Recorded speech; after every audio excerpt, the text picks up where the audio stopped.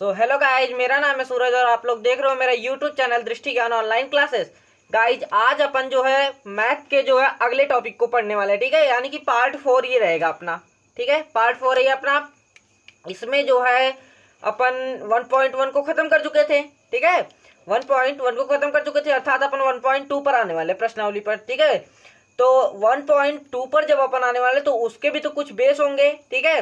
तो आज अपन उसी के बेस को देखेंगे, उससे संबंधित कुछ उदाहरण हैं उनको देखेंगे, ठीक है। जिससे अपना बेस तैयार हो जाएगा और प्रश्नावली करने में अपन को बहुत ही आसानी होगी। सो गाइज आज जो है 1.2 पर जाने से पहले अपने को ना एक प्रमेय पढ़नी है। कौन सी प्रमेय? क्या है? अंकगणित की आधारभूत प्रमेय। कौन सी प्रमेय है? अंकगणित की आधारभूत प्रमेय। गाइज इसी प्रमेय को अपन को पढ़ना है और जो है कुछ उदाहरण अपन देखेंगे, जिससे जो है क्या होगा, अपन को क्वेश्चन करने में ना बहुत ही आसानी होगी, ठीक है। 1.2 के जो है प्रश्नावली के कुछ क्वेश्चंस है उनको करने में जो है बहुत आसानी होगी, ठीक है। तो बिना देरी के अपन जो है वीडियो को स्टार्ट करते हैं, ठीक है। देखते हैं क्या है इसमें। देखिए अपने को क्या है, अंकगणित की आधारभूत प्रमेय।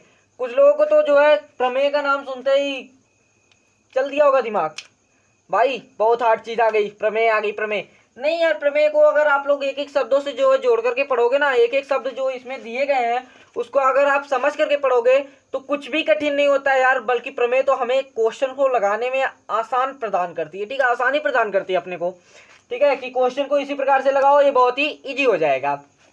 तो बिना देरी के अपन इसको स्टार्ट करते हैं। चलिए देखते हैं क्या कह रहा है ये अंकगणित की आधारभूत प्रमेय। देखिए क्या है, देखिए इस प्रमेय में क्या कह रहा है, प्रत्येक भाज्य संख्या।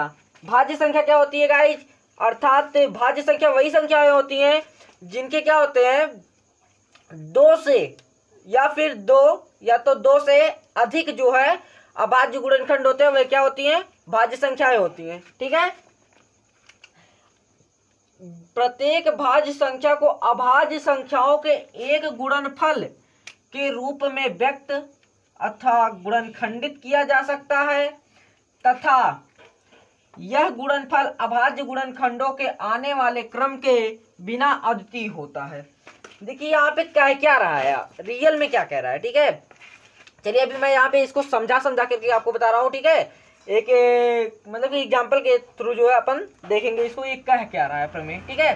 तो प्रमेय आपको बहुत ही आसानी से समझ में आ जाए। देखिए क्या कह रहा है, प्रत्येक भाज्य संख्या, ठीक है। कह रहा है कोई भी जो भाज्य संख्या है, मान लेते हैं अपन क्या है, 18 को ले लेते हैं, ठीक है। 18 क्या है, भाज्य संख्या है, ठीक है। क्यों? क्योंकि ये देखिए 2 से भी कट रहा है, 3 से भी कट रहा है, ठीक है, 6 से भी कट रहा है और स्वयं से तो कटेगा ही कटेगा, 1 से तो कटेगा ही कटेगा, ठीक है। तो ये भाज्य संख्या है, ठीक है। तो क्या कह रहा है, अब प्रत्येक भाज्य संख्या को अभाज्य संख्याओं के गुणनफल के रूप में व्यक्त किया जा सकता है, ठीक है। कह रहा है यानी कि ये जो 18 है इसको इसका जब अपन गुणनखंड करेंगे ना, गुणनखंड करने के लिए क्या करते हैं, अपन एलसीएम लेते हैं। तो एलसीएम ले लेंगे, क्या करेंगे, ये हो जाएगा 2 से हो जाएगा तो ये हो जाएगा 9, फिर 3 से हो जाएगा, फिर 3, फिर 3, 1, ठीक है। तो अपन क्या कर सकते हैं, अर्थात 18 को लिख सकते हैं, क्या लिख सकते हैं गाइस, 18 को अपन क्या लिख सकते हैं, तो लिख सकते हैं 2 गुणे 3 लिख सकते हैं, ठीक है। तो वही कह रहा है, प्रत्येक भाज्य संख्या को अभाज्य संख्याओं के एक गुणनफल के रूप में व्यक्त किया जा सकता है। तो देखिए यहाँ पे किया जा सकता है, ये देखिए 2 क्या है, अभाज्य संख्या है, स्वयं से कटेगी और 1 से कटेगी। 3 क्या है, अभाज्य संख्या है, स्वयं से कटेगी और 1 से कटेगी। तो वही कह रहा है कि और ये 18 क्या है, ये भाज्य संख्या है। क्यों? क्योंकि ये 2 से भी कटेगी, 3 से भी कटेगी, 4 से भी कटेगी, ठीक है, और 6 से कटेगी, स्वयं से कटेगी, 1 से कटेगी। तो ये क्या होगी, ये भाज्य संख्या होगी। तो कह रहा है कि प्रत्येक भाज्य संख्या, यानी कि अभी 18 को अपन ने मान लिया भाज्य संख्या है ये, ठीक है, ये तो भाज्य संख्या आई तो उसको ले लिया। यहाँ पे देखिए सिद्ध भी कर रहे हैं हम लोग, प्रत्येक भाज्य संख्या हो गई को अभाज्य संख्याओं के गुणनफल, अभाज्य संख्याओं का ये तो गुणनफल है ना गाइज, ये अभाज्य संख्या ये तो है 2, 3, ठीक है, के गुणनफल के रूप में व्यक्त किया जा सकता है। यानी कि या तो 18 को अपन ऐसे भी लिख सकते हैं या फिर ऐसे भी लिख सकते हैं, ठीक है। और आगे देखिए अब क्या कह रहा है, यहाँ तक तो आप लोग समझ गए ना। अब देखिए आगे क्या कह रहा है, तथा यह गुणनखंड अभाज्य गुणनखंडों के आने वाले क्रम के बिना अद्वितीय होता है। क्या कह रहा है, अद्वितीय होता है। एक शब्द यहाँ पे अद्वितीय आया, ठीक है। ये लाइनें कुछ लोगों को नहीं समझ में आई होगी, ये तो ऊपर वाली पहले से ही बहुत लोग समझ गए होंगे, एक ही बार में समझ गए होंगे। लेकिन तो दूसरी लाइन देखिए क्या कह रहा है, मैं इसको इरेज कर दे रहा हूं। दूसरी लाइन देखिए क्या कह रहा है, दूसरी लाइन में कह रहा है तथा यह गुणनखंड अभाज्य गुणनखंडों के आने वाले क्रम के बिना अद्वितीय होता है। यानी कि कहने का इसका तात्पर्य क्या है कि ये जो गुणनखंड अपन ने किया है ना, यहाँ पर ये 18 का जो अपन ने गुणनखंड किया है, इसको जो है कह रहा है अभाज्य गुणनखंडों का ये जो क्रम है ना आने वाला 18 का जो ये अभाज्य गुणनखंडों का अपन ने क्रम बनाया 2 गुणे 3 गुणे 3, ठीक है, के बिना अद्वितीय होता है।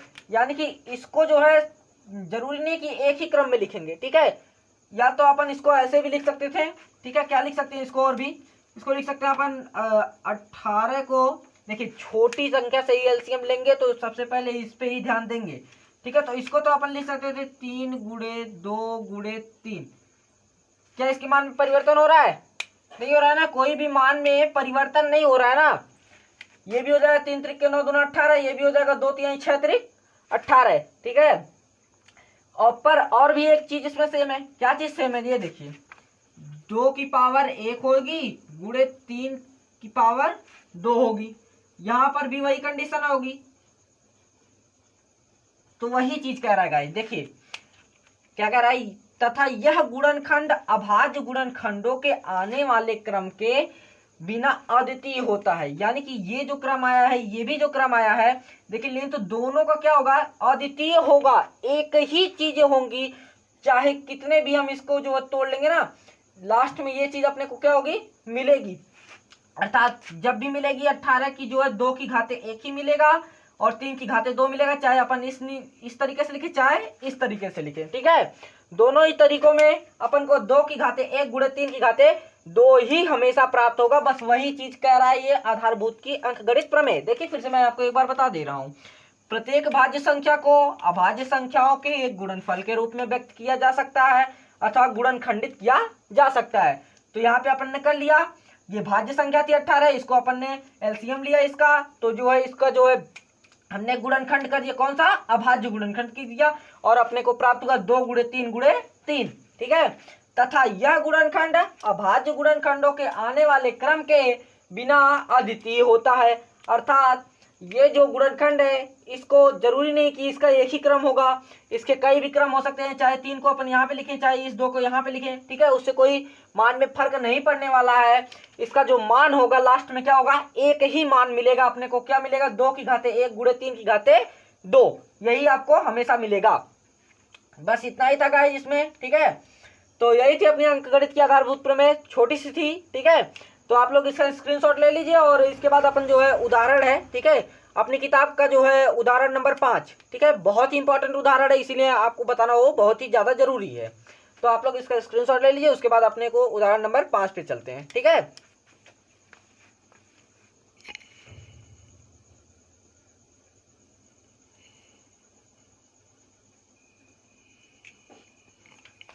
सो गाइस आ जाते हैं अपन जो है उदाहरण नंबर 5 की तरफ। देखिए आप लोग बुक में देख लीजिए, ठीक है, क्वेश्चन देखिए यही लिखा गया है। और सबसे पहली बात तो आप लोग इस पे क्या करिए, स्टार लगा लीजिए, क्योंकि ये बहुत ही इंपॉर्टेंट क्वेश्चन है, ठीक है, बहुत ही इंपॉर्टेंट क्वेश्चन है ये परीक्षा की दृष्टि से, ठीक है। और प्रश्नावली का शायद 5वां की 6वां क्वेश्चन सेम टू सेम ऐसे ही दिया गया है गाइस, सेम यही क्वेश्चन है, बस जो है अंक में जो है चेंजिंग कर दिया है, बाकी पूरा का पूरा क्वेश्चन यही है, ठीक है।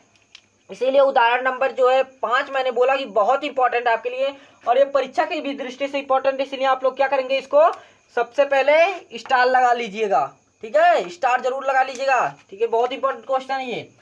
देखिए इसमें कह क्या रहा है, कह क्या रहा है, बस बात को अपन समझेंगे। यहाँ पे डाल देते हैं सॉल्यूशन, ठीक है, सॉल्यूशन डाल देते हैं अपन। क्या कह रहा है, देखिए कह रहा है संख्याओं 4n पर विचार कीजिए, ठीक है, संख्याओं 4n, सॉरी यहाँ पे रहेगा संख्या 4n पर रहेगा, सॉरी गाइज यहाँ पे रहेगा संख्या 4n। संख्या 4n पर विचार कीजिए। संख्या 4n पर विचार कीजिए जहां n एक प्राकृत संख्या है। क्या कह रहा है गाइस कि अपने को एक संख्या दी हुई है, कितनी दी हुई है, 4 की घाते n, ठीक है। और इसमें क्या कह रहा है, जहां पर जो n है, n जो है प्राकृत संख्या, अर्थात प्राकृत संख्या 1 से शुरू होती है, तो 1 2 3 4 5 dot dot dot dot infinite तक जाएगा, ठीक है, कुछ भी हो सकती है, प्राकृत संख्या है। उसके देखिए ये चीज कह रहा है पहले, दोबारा क्या कह रहा है, फिर कह रहा है जांच कीजिए कि क्या n, ये जो n है का कोई ऐसा मान है जिसके लिए 4 की घाते n अंक शून्य पर समाप्त होती है, ठीक है। देखिए कहना क्या चाह रहा है, कह रहा है ये कि जो है जांच करना अपने को कि जो ये 4 की घाते n है, क्या ऐसी भी कोई n का कोई ऐसा भी मान है कि जिसपे करने पर जो है लास्ट में जो भी जो अपने को प्राप्त होता है, उससे आंसर जो प्राप्त होता है, उसका जो इकाई वाला अंक है, क्या वह 0 है। जैसे कि इकाई वाले अंक में देखते हैं तो ये देखिए 10 हो गया, फिर 100 हो गया, अभी देखिए यहाँ पे 10, फिर 20 हो गया, 30 40 50 60, देखिए सबके लास्ट में 0 है ना, शून्य है ना सबके इकाई वाले अंक पर। तो वही चीज ये भी कह रहा है कि जांच कीजिए कि क्या n का कोई ऐसा मान है, अर्थात अपने को n का कोई ऐसा मान देख करके देखना है कि है कि नहीं है, ऐसा मान देखना है जिसके लिए क्या आ जाएगा, लास्ट में बस 0 आना चाहिए। बस जो उससे प्राप्त आंसर होगा उसके लास्ट में अपन के पास क्या आना चाहिए, 0 आना चाहिए। देखिए फिर कैसे देखेंगे अपन, पहले यहाँ पे मैं रफ कार्य कर रहा हूँ अभी, ठीक है। जब जहाँ से लिखना रहेगा आपको फेयर पे, जहाँ से लिखना रहेगा आपको परीक्षाओं में, ठीक है, मैं आपको वहां से बता दूंगा। अभी आप लोग बस पहले यहाँ पे समझने का प्रयास करिए, ठीक है, क्वेश्चन का है क्या रहा है। चलिए ठीक है, 4 की घाते n है, ठीक है, n का एक और कंडीशन दिया है जहां n क्या है, प्राकृत संख्या है। प्राकृत संख्या यानी कि 1 2 3 4 5 6 7 8 9 10 11 12 इनफाइनाइट तक, ठीक है, ऐसे चला जाएगा। तो अपन क्या करते हैं, 5 तक पहले निकाल कर देखते हैं क्या ऐसी कोई संख्या मिलती है। चलिए देखते हैं क्या है। पहले 4 की घाते अपन 1 रखते हैं, n की बराबर 1 रखेंगे तो हो जाएगा ये 4 मिला, ठीक है। 4 की घाते 2 रखते हैं तो 4 चौके 16 मिला, फिर 4 की घाते 3 रखते हैं तो 4 चौके 16, 16 चौके 64 मिल रहा है। गाइस अभी तक कोई भी मान ऐसा नहीं आया 0, फिर ऐसे रखेंगे, 4 की घाते 4 रखो तो हो जाएगा 4 चौके 16 चौके 64, 64 दूना 128 दूना हो जाएगा 128 दूना कितना होगा,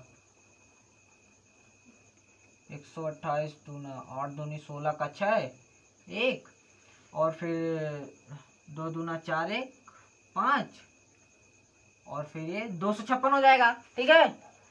ऐसे ही 5 का कर लेंगे अपन, ठीक है। तो अभी तक आपने देखा कि कहीं पर भी शून्य नहीं आया। देखिए शून्य आएगा कहाँ पर, शून्य की शुरुआती कहाँ से होती है कि इकाई पे शून्य आ जाए तो होती है 10 से, ठीक है। अपन इसको इरेज कर देते हैं, ठीक है, 10 से होती है 10,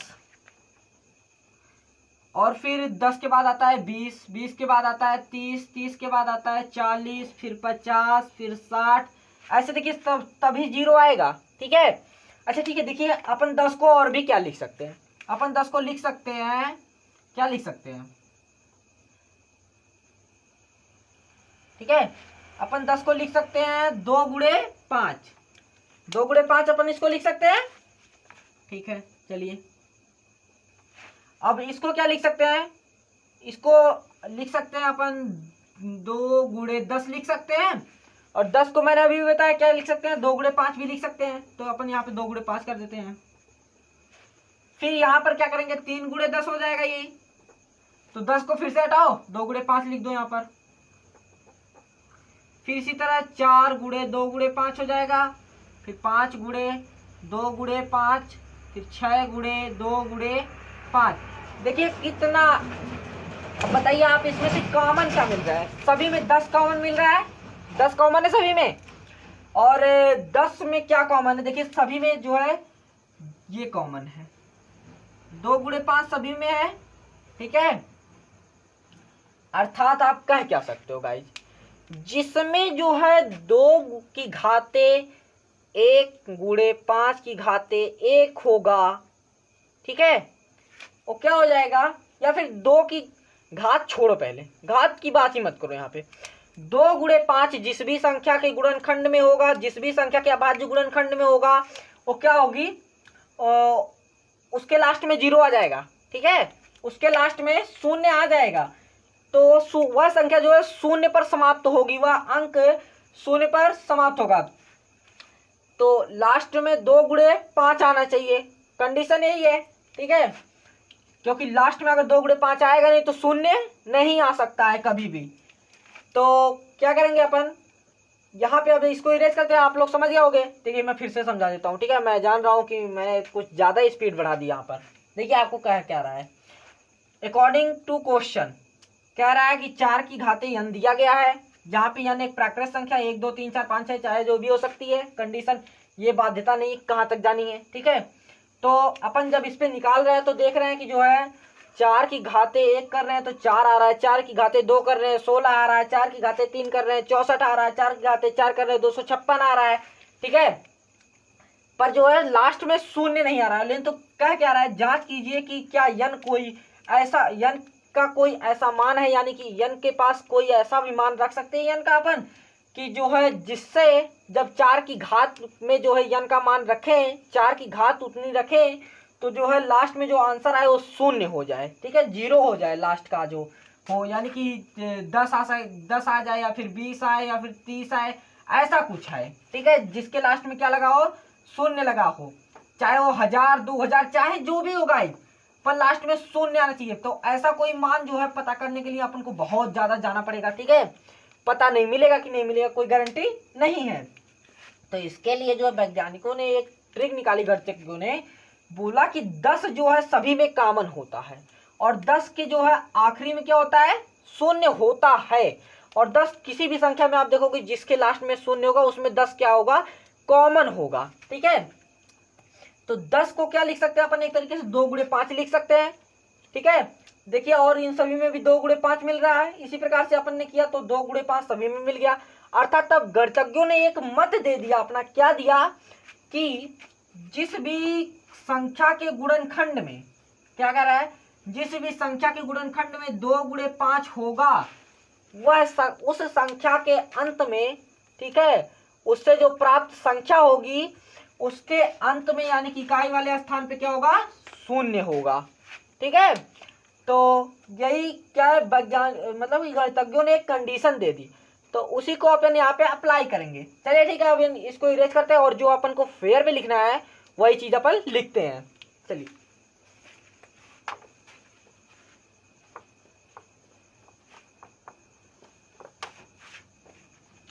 देखिए अपने को फेयर पे क्या लिखना है, अपन को फेयर पे ऐसे कुछ इस प्रकार से लिखना है कि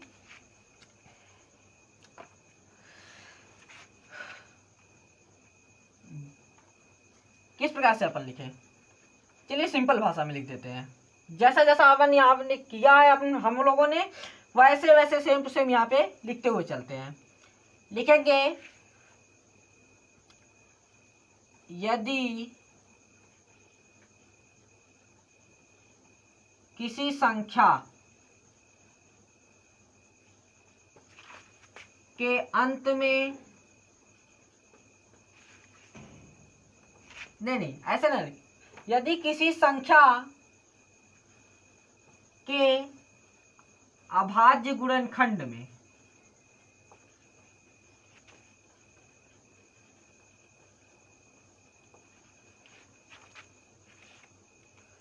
दो गुणे, या फिर लिख सकते हैं 2 की पावर n इंटू 5 की पावर n, ठीक है,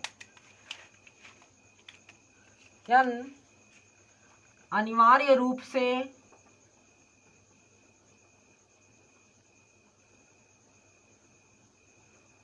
उपस्थित है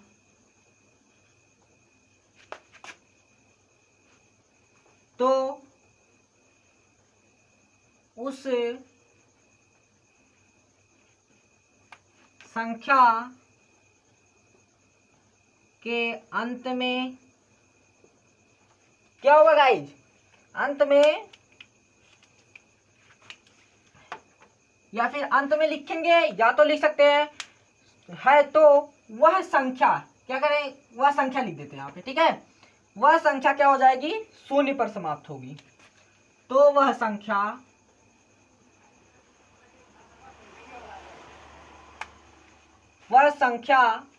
अंक शून्य पर समाप्त होगी।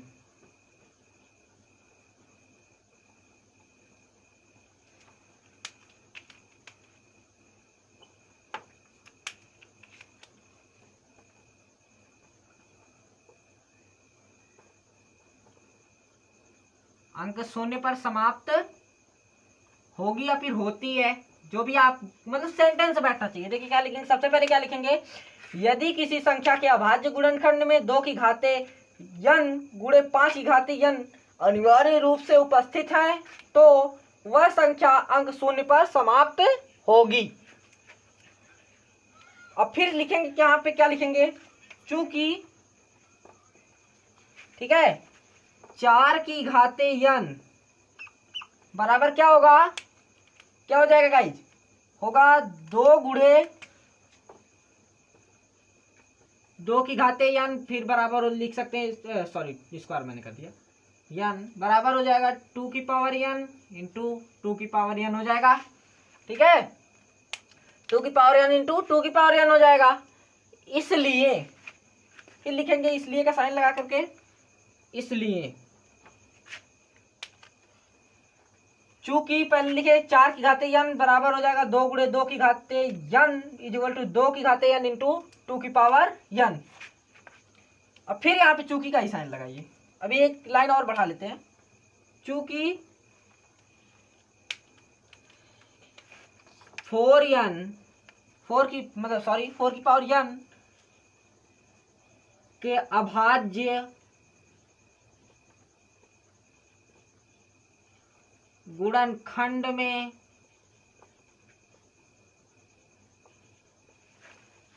में क्या नहीं उपस्थित है, 5 उपस्थित नहीं है। इसलिए अब इसलिए का साइन लगा करके क्या लिखेंगे, 4 की घाते n अंक शून्य पर कभी भी समाप्त नहीं होगी।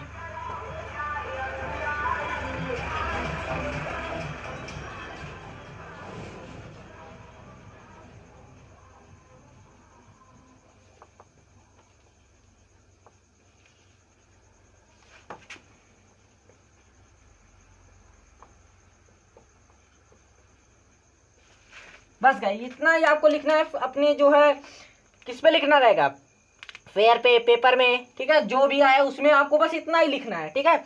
इसके पहले मैंने जो बताया समझाने के लिए बताया था, रफ कार्य के लिए मैंने उसको बताया था, ठीक है। क्या है, यदि किसी संख्या के अभाज्य गुणनखंड में 2 की घाते n गुणे 5 की घाते n अनिवार्य रूप से उपस्थित है तो वह संख्या अंक शून्य पर समाप्त होगी। चूंकि 4 की घाते n बराबर 2 गुणे 2 की घाते n इक्वल टू 2 की घाते n गुणे 2 की घाते n, इस प्रकार से अपन इसको लिख सकते हैं।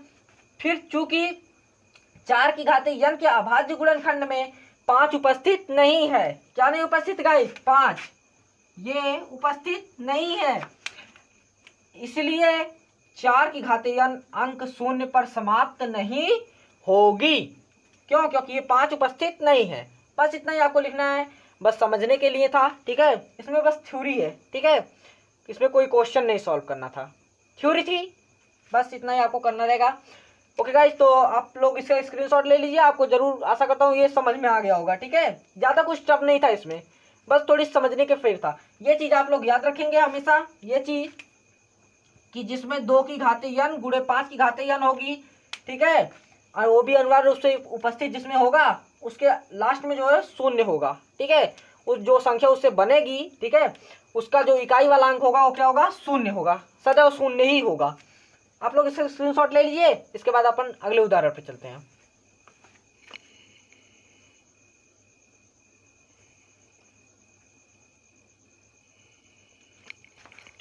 सो गाइस आ जाते हैं अपन अगले उदाहरण पर, ठीक है। उदाहरण नंबर 6 भी देखिए इंपॉर्टेंट उदाहरण है, ठीक है, परीक्षा की दृष्टि से ये भी इंपॉर्टेंट है, जो कि उदाहरण नंबर 6 है। और अपने प्रश्नावली में भी जो है इससे संबंधित प्रश्न दिए गए हैं। देखिए बहुत ही इजी क्वेश्चन है, ठीक है। एचसीएफ और एलसीएम निकालने को बोला है, एचसीएफ एलसीएम, यानी सोच लो कितना इजी चीज पूछ लिया है। किस विधि से? गुणनखंड विधि से। बचपन से यार पढ़ते आ रहे हो आप लोग, बचपन से, कब से? आई होप जो है आप लोग को जो है ये विधि तो 4th 5th में सिखाई दी गई होगी अच्छे से, ठीक है। तो संख्याओं 6 और 20 का अभाज्य गुणनखंड विधि से एचसीएफ और एलसीएम ज्ञात करना है। गाइस सबसे इजी काम, दुनिया का इससे इजी काम तो मैं जानता हूं कुछ हो ही नहीं सकता। ये देखो कैसे सॉल्यूशन लिखेंगे अपन, सॉल्यूशन जरूर लिखिएगा आप लोग, कभी भी भूलिएगा मत, कहीं पर भी आप लोग पेपर देंगे सॉल्यूशन जरूर डाल देंगे, ठीक है। क्या कह रहा है? 6 और 20 का, तो पहले 6 का अपन अभाज्य गुणनखंड कर लेते हैं। क्या हो जाएगा? 2 3 3 1, बस हो गया। और इधर 20 का कर लेते हैं, तो हो जाएगा क्या? 2 हो जाएगा 10, फिर 2 हो जाएगा 5, और फिर इधर हो जाएगा 5, हो गया 1, ठीक है। लिख लेते हैं, हो गया 6 बराबर क्या दिया है? 2 गुणे 3, 2 की घाते 1 गुणे 3 की घाते 1, और 20 का क्या दिए रखा है? 2 की घाते 2 गुणे 5 की घाते 1। अब देखिए एचसीएफ निकालने के लिए क्या करते हैं? एचसीएफ निकालना है अपने को। एचसीएफ निकालने के लिए क्या करते हैं? देखते हैं कि दोनों में कॉमन क्या है। कॉमन क्या मिल रहा है आपको? 2 कॉमन मिल रहा है ना, तो आप यहाँ पे एक काम करो, 2 को लिख लो, ठीक है।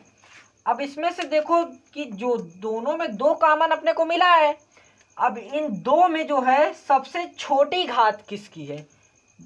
ये 6 वाले की है कि 20 वाले में जो है उसकी है? तो जो 6 वाले में देख रहे हैं कि अपन जो है 2 की घाते 1 है, तो ये क्या हो जाएगा? 2 की घाते 1 बराबर 2 ही होगा, ठीक है। तो ये क्या हो जाएगा अपना एचसीएफ, एचसीएफ क्या हो जाएगा? 2 हो जाएगा। देखिए कैसे निकालेंगे, देखिए दोनों में कॉमन पहले देख लेंगे क्या हो जाएगा, उसके बाद जो कॉमन मिला है उसकी सबसे छोटी घात लेंगे। किसके लिए? एचसीएफ के लिए। सबसे छोटी घात ले लेंगे एचसीएफ के लिए, और जो है उसका एचसीएफ हो जाएगा, ठीक है। हाईएस्ट कॉमन फैक्टर हो जाएगा, महत्तम समाप वर्तक हो जाएगा वही, ठीक है। एचसीएफ हो जाएगा। और एलसीएम के लिए क्या करेंगे? देखिए अब एलसीएम निकालने के लिए क्या करेंगे अपन? एलसीएम के लिए भी सेम कंडीशन वाला काम होगा। देखिए सबसे पहले देखेंगे कि दोनों में कॉमन क्या है। जो इसके अभाज्य गुणनखंड हमने किए हैं उन गुणनखंडों में कॉमन क्या है, इसको अभी साइड में आप करिए। ये इसमें देखिए कॉमन क्या है, तो सबसे पहले 2 कॉमन है, ठीक है, 2 को लिख लेते हैं, ठीक है। अब यहाँ पर जो है सबसे छोटी घात हमने ली थी, यहाँ पे क्या करेंगे? सबसे बड़ी घात लेंगे। सबसे बड़ी घात किसमें है? 2 की घाते 2 है ना, तो 2 हो जाएगा, फिर गुणे। देखिए एलसीएम में जो कॉमन मिले उसको तो लिखते ही लिखते हैं उसकी सबसे बड़ी घात के साथ, लेकिन तो जो कॉमन ना मिले ना उसको भी लिख लेते हैं। देखिए क्या हो जाएगा? कॉमन क्या नहीं मिला है? 3 की घाते 1, फिर हो जाएगा 5 की घाते 1। अब इसका क्या करेंगे अपन? गुणा कर देंगे। गुणा क्या हो जाएगा? 2 दूनी 4 हो जाएगा, और ये होगा 5 तिहाई 15, और ये हो जाएगा 15 चौका 60।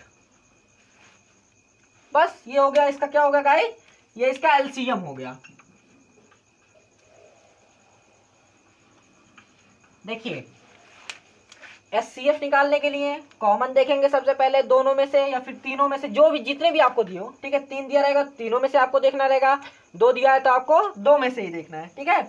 या फिलहाल यहाँ पे 2 दिया है तो दोनों में से देखेंगे सबसे पहले कॉमन क्या है एचसीएफ के लिए। सबसे पहले देखेंगे कॉमन क्या है, उसके बाद उसकी सबसे छोटी घात वाली को जो है लिख देंगे यहाँ पर, वो उसका एचसीएफ हो जाएगा। एलसीएम के लिए क्या करेंगे? दोनों में से देखेंगे कॉमन क्या है, कॉमन वाले को लिख करके देखेंगे सबसे बड़ी घात क्या है उस कॉमन वाले की, तो बड़ी घात को के साथ उसको लिख देंगे। उसके बाद जो कॉमन नहीं मिल रहे हैं उनको उनकी घातों के साथ इसी में गुणा कर देंगे, और उसके बाद संपूर्ण का गुणा करके जो आंसर आएगा वही उसका क्या होगा, एलसीएम हो जाएगा गाइस। ठीक है, तो आप लोग इसका स्क्रीनशॉट ले लीजिए। उसके बाद अपन जो है थोड़ा सा एक और फार्मूला रह गया है, वो उसी फार्मूले को अपन लिख लेते हैं। ठीक है, इसका स्क्रीनशॉट ले लीजिए।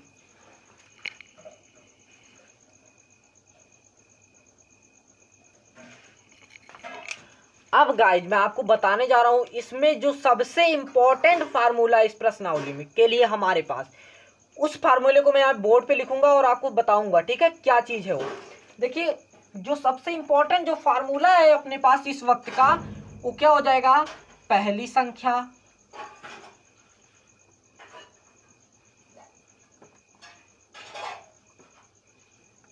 गुणे दूसरी संख्या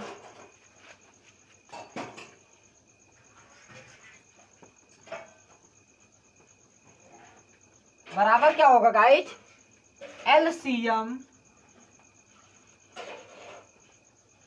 गुणे एचसीएफ।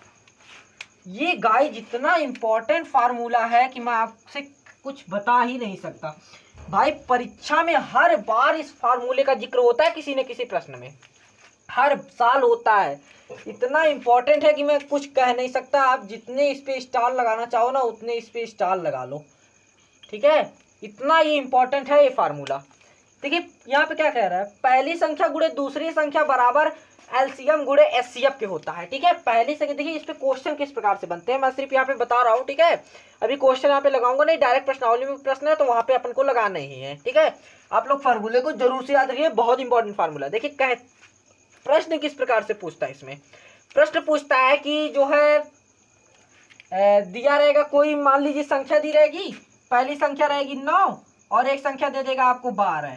ठीक है, और इसका एलसीएम क्या होगा, उसका जो भी मान लीजिए जो भी एलसीएम इसका हो, फिलहाल एलसीएम निकालना कठिन पड़ेगा, एचसीएफ अपन निकाल लेते हैं, एचसीएफ इसका आसान पड़ेगा। और इसका जो है एचसीएफ दे देगा, क्या दे देगा, 3 दे देगा। ठीक है, एचसीएफ 3 है मान लेते हैं, इसका है भी 3 इसका। ठीक है, 3 है इसका, एचसीएफ दे दिया। और कहेगा कि पहली संख्या दी गई है, दूसरी संख्या दी गई है, एचसीएफ दिया गया है, एलसीएम बताओ। तो अपन इसी फार्मूले में रख देंगे। क्या करेंगे, यहाँ पे पहली संख्या की जगह पे 9 गुणे 12 बराबर एलसीएम गुणे 3, तो 9 गुणे 12 कर लेंगे तो हो जाएगा 108, और उधर से 3 को 75 कर देंगे तो आपको एलसीएम का मान पता लग जाएगा। देखिए बहुत इजी जो है ये फार्मूला है, लर्न करने में कोई कठिनाई नहीं है। पहली संख्या गुणे दूसरी संख्या बराबर एलसीएम गुणे एचसीएफ। ठीक है, इसी प्रकार से इसमें क्वेश्चन पूछे जाएंगे। ये चीज, ये तीनों देकर के आपसे ये पूछ सकता है, ये दोनों और ये चीज देकर के आपसे ये पूछ सकता है। इसी प्रकार से इसमें घुमा फिरा करके पूछता रहता है। ठीक है, बहुत इंपॉर्टेंट है ये। और इस पे जो है प्रश्नावली में अपने को एक प्रश्न दिया गया है, अगर प्रश्नावली में नहीं भी होगा तो मैं उसको आपको अलग से बताऊंगा, स्पेशल क्वेश्चन है वो जो है ना परीक्षा की दृष्टि से बहुत इंपॉर्टेंट क्वेश्चन है, उसी प्रकार से ज़्यादा मात्रा में पूछे जाते हैं। ठीक है, तो आप लोग इसका भी एक स्क्रीनशॉट ले लीजिए, और बहुत इंपॉर्टेंट है, मैं आपको 1000 बार कह रहा हूँ, बहुत इंपॉर्टेंट है ये। देखिए डर करके कोई काम नहीं होने वाला। ठीक है, बहुत लोग कहते हैं कि जो है हमको बोर होने लगता है पढ़ने में, यार बोर होता है पढ़ाई से। ठीक है, पढ़ाई करने से बहुत बोरिंग होता है।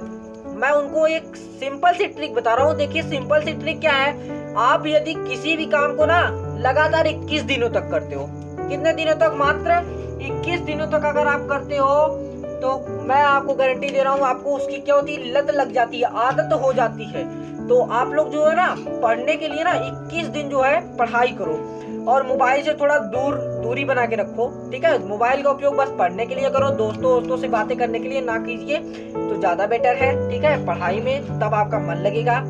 तो आप लोग किसी भी काम को 21 दिन तक लगातार करिए ना, आपकी आदत हो जाएगी। 21 दिन तक मैं नहीं कर रही है, साइकोलॉजी कहती है कि आप यदि किसी भी चीज को, किसी भी कार्य को 21 दिनों तक करते हो तो आपको जो है उसकी लत लग जाती है। तो गाइस कोई बात नहीं, आप लोग इसका स्क्रीनशॉट ले लीजिए और अपन क्या करते हैं, वीडियो कहीं पे समाप्त कर देते हैं। तब तक के लिए जय हिंद।